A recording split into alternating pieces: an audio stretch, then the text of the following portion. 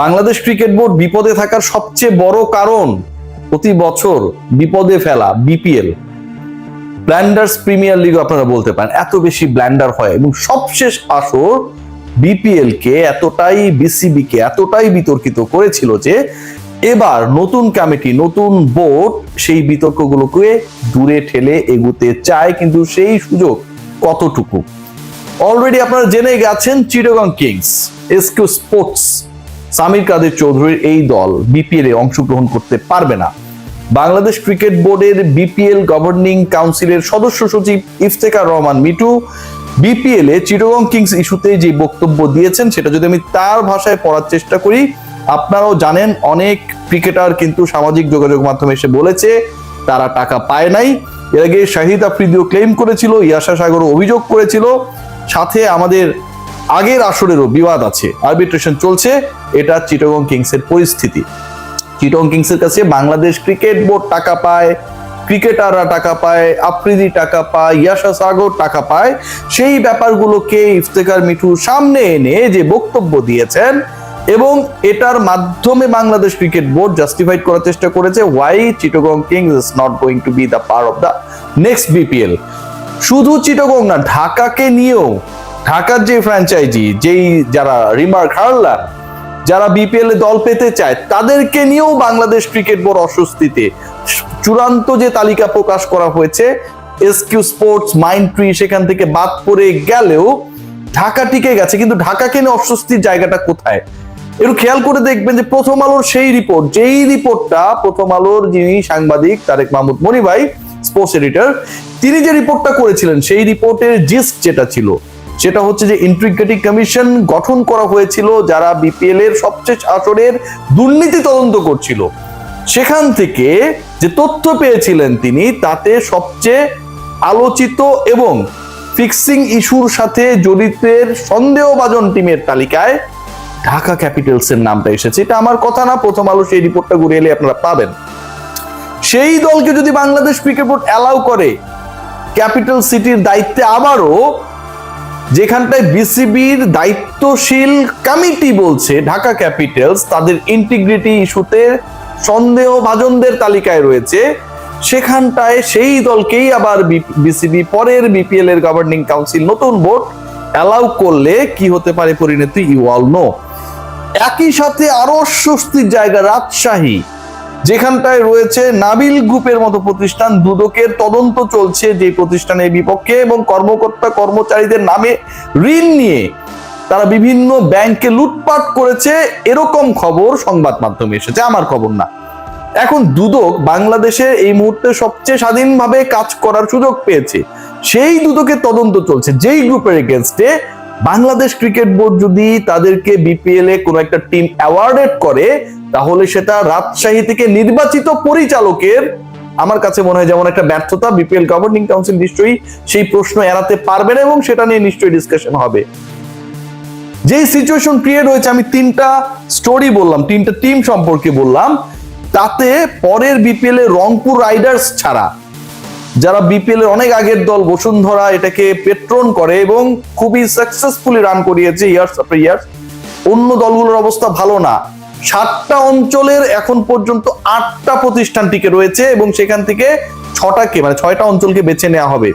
7টা অঞ্চলে 8টা, কারণ রাজশাহী নেওয়ার জন্য দেশ ট্রাভেলসও চেষ্টা করছে এবং সেখানটায়ও নাকি একজন পরিচালক, বাংলাদেশ ক্রিকেট বোর্ডের পরিচালক, তিনি সর্বশক্তি নিয়োগ করে, শুরুর দিকে যে দেশ ট্রাভেলস ছিল না বা পরে এসেছিল বা বাদ পড়েছিল এরকম একটা ইস্যু দেখেছি এবং তারা আমন্ত্রিত হয় নাই। বাংলাদেশ ক্রিকেট বোর্ড বিপিএল এর সম্ভাব্য ওনারদের নিয়ে যে মিটিংটা করেছিল, খেয়াল করে দেখুন, সেখানটা আমন্ত্রিত না হবার পরেও কোনো এক পরিচালক, সেই পরিচালকের আমি নামটা নিশ্চয়ই জানি, তিনি যেভাবে হচ্ছে প্রেসার ক্রিয়েট করে এটাকে ইনক্লুড করেছে সেটাও কিন্তু আলোচনায় রয়েছে। সো ওভারঅল যে সিচুয়েশনটা হয়েছে, তাতে বাদ পড়ার যে লিস্ট, সেই লিস্টে এখন আমরা খুব স্পষ্টভাবে দেখতে পাচ্ছি যে এবার বিপিএল এ খুলনা খেলছে না, খুলনাকে ছাড়াই এবারের বিপিএল হবে। এবং বাদ পড়ার তালিকা আমি যেহেতু বললাম যে এখানটায় হচ্ছে 8টা অঞ্চল, মানে হচ্ছে ঢাকা ক্যাপিটাল একটা, মানে ঢাকা অঞ্চল রয়েছে, রাজশাহী রয়েছে, রংপুর রয়েছে, চিটাগং রয়েছে, বরিশাল, কুমিল্লা, সিলেট, 7টা অঞ্চলে 8টা প্রতিষ্ঠান, 6টা দল নিয়েও যদি বিপিএল হয়, খুলনা আগেই বাদ পড়ে গেল, তাহলে এই 7টা অঞ্চল থেকে অন্তত একটা অঞ্চল বাদ পড়বে, এবং সেই অঞ্চল বাদ পড়ার তালিকায় সিলেট, আবারও বলছি সিলেট খুব মানে কি বলবো রেড জোনের মধ্যে রয়েছে। 10 নম্বর বিপদ সংকেত চলছে সিলেটের উপর দিয়ে। সিলেট পেতে আগ্রহী জেম স্পোর্টস অ্যান্ড এন্টারপ্রাইজ, সিলেটের উপরে 10 নম্বর বিপদ সংকেত চলছে, আমি ইনশিওর হয়ে বলছি। এবং বাদ পড়ার তালিকায় আরো একটা রয়েছে, সেটা হচ্ছে কুমিল্লা ফাইটার্স, যে দলটা পাওয়ার চেষ্টা করছে সেটাও, মানে সিলেট এবং কুমিল্লা থেকে একটা দল বাদ পড়বে, এটা নিয়ে কোনো ডাউট নেই, সেটা পাওয়ার চেষ্টা করছে এসএস গ্রুপ 10-12 স্পোর্টস। সিচুয়েশন যা দাঁড়িয়েছে, রাজশাহী থেকে একটা দল আসবেই, আমার কাছে যে তথ্য রয়েছে, ঢাকা থেকেও আসবে, হারলান সেটা পাবে কিনা এটা নিয়েও একটা চমক রয়েছে। সিরিয়াসলি এই আলোচনাটা আমি করবো নিশ্চয়ই আপনাদের সাথে। চট্টগ্রাম থেকে সামির কাদের চৌধুরীর টিমকে আউট করে দেওয়ার পর বা তারা আউট হয়ে যাওয়ার পর এখন ট্রায়াঙ্গেল সার্ভিসেস কুরিয়ার সার্ভিসের ব্যবসা করে, আমি যতটুকু শুনেছি, I have no proper idea about them, তারা এখন এখানটায় টিকে রয়েছে। চট্টগ্রাম এবং ঢাকা এই দুইটা দলকে বাদ দিয়ে বিপিএল হবে না। ট্রায়াঙ্গেল সার্ভিসেস অথবা রিমার্ক হারলান তারা না থাকলেও এই দুইটা দল অন্য কাউকে দিয়ে করানোরও কর্মকাণ্ড হতে পারে। তারা কারা সেই আলোচনাটা আমি পরবর্তী সময় করব, জেনে বলছি। রংপুর রাইডার্স রয়েছে এখানটায়, রংপুর রাইডার্সকে নিয়ে কোনো প্রশ্ন তোলার সুযোগ নেই। রাজশাহী থেকে বলেছি একটা পাবে, তার মানে রাজশাহী থেকে একটা পাবে কনফার্ম, এবং সেটা দেশ ট্রাভেলস নাকি সেই বিখ্যাত Nabil group, we have no proper idea. Dhaka থেকে ঢাকা তো থাকবেই, চিটং একটা থাকবেই, আমি 3টার নাম বলে ফেলেছি, খুলনা আউট হয়ে গেছে। রংপুর 4টা দলের নাম আমি বলে ফেলেছি, এবং বরিশাল আকাশবাড়ি হলিডেজ, যতটুকু শোনা যাচ্ছে বরিশালের ব্যাকআপ ভেরি স্ট্রং, এবং বরিশাল এবারের বিপিএল এ থাকবে। বরিশালরা যারা আছেন তারা খুশি হতে পারেন, বরিশালে থাকা নিয়ে খুব বড় কোনো সংশয় এখন পর্যন্ত আমি দেখছি না। ইন্টারেস্টিং পার্ট কি জানেন, যে নোয়াখালী নিয়ে এত আলোচনা, আমার বিরুদ্ধে আপনারা মানহানি মামলা টামলা করলেন, নোয়াখালী শেষ পর্যন্ত টিকতে পারে নাই। কেন পারে নাই জানেন? নোয়াখালীবাসী এই কথাগুলো মনোযোগ দিয়ে শুনবেন।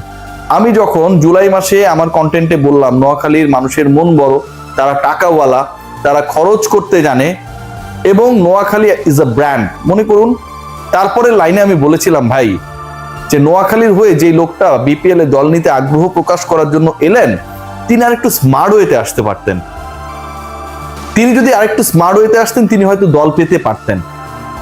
এরপরে তারা আর এই বিপিএল এ দল পেতে আগ্রহ দেখায়নি। অন্য আরেকটা প্রতিষ্ঠান আমরা দেখেছি নোয়াখালী দল পাওয়ার জন্য চেষ্টা করেছে, তারাও স্মার্টলি তাদের কাজটুকু শেষ করতে পারে নাই। এন্ড অফ দ্য ডে ওই যে স্মার্টনেস নিয়ে আমি প্রশ্ন তুলেছিলাম, যে একটু স্মার্টলি যদি ডিল করতো তাহলে বাংলাদেশ প্রিমিয়ার লিগে অবশ্যই নোয়াখালী থাকতো। নোয়াখালী না থাকার তো কোনো কারণ নাই, নোয়াখালী বাংলাদেশ ক্রিকেট বোর্ডের একটা ক্রাউন হতে পারতো। সেই নোয়াখালী শেষ পর্যন্ত থাকতে পারলো না, শুধুমাত্র তাদের প্রফেশনালিজমের গ্যাপের কারণে। ভাবতে পারেন, আমাকে আপনারা মামলা দিতে পারেন, উকিল নোটিশ পাঠাতে পারেন, এটা আপনারা করতেই পারেন, কোনো প্রবলেম নাই, আমি সেটা ফেস করব। কিন্তু এন্ড অফ দ্য ডে আমি খারাপটা কি বলেছিলাম দেখেন, সেটার ফল আপনারা এখন ভোগ করছেন। যে মানুষগুলো নোয়াখালীবাসী, দেশে বিদেশের বাইরে আপনারা যারা থাকে, আপনাকে ভালো লাগছে বলেন, আপনাদের দল থাকতে পারলো না, প্রফেশনাল ওয়েতে তারা সাবমিশনটা করতে পারেন না। ওই যে স্মার্টনেসের কথা আমি বলেছিলাম জুলাই মাসে, সেটা এই নভেম্বরে এসে প্রমাণিত হলো। সো মানুষকে ছোট করার আগে, মামলা হামলা এসব করার আগে একটু ভাববেন। আমার এগেনস্টে যারা আসলে এই কাজটা করেছিলেন, আমার তাদের প্রতি কোনো দুঃখ নেই, কোনো কষ্ট নেই, যারা কষ্ট পেয়েছেন তাদের জন্য আমি দুঃখিত। কিন্তু end of the day professionalism is very much important, যে কাজটা তারা করতে পারে নাই।